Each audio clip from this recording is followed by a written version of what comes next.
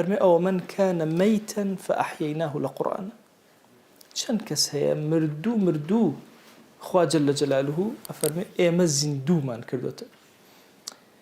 أو من كان ميتا فأحييناه شيء ميت لقرآن بيروزا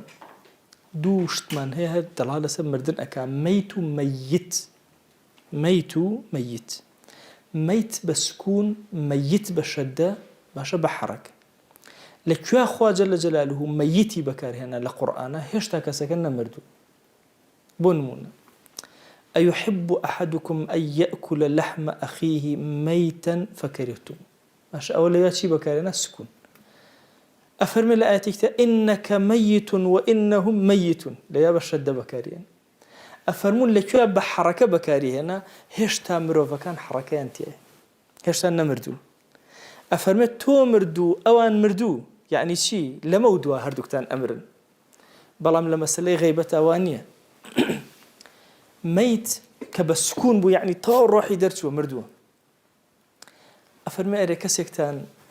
حز أكاد كغوشتي براكي بخوا بطواوي مردوي ممكن أقبراكات زندوبة يا خويلك تو غازي هيلا بقري ممكن بس ممكن كمرت هر زنوقة أشي جاري هذا تأخذ دور كيتو جاورة قبيشي ليه بقريو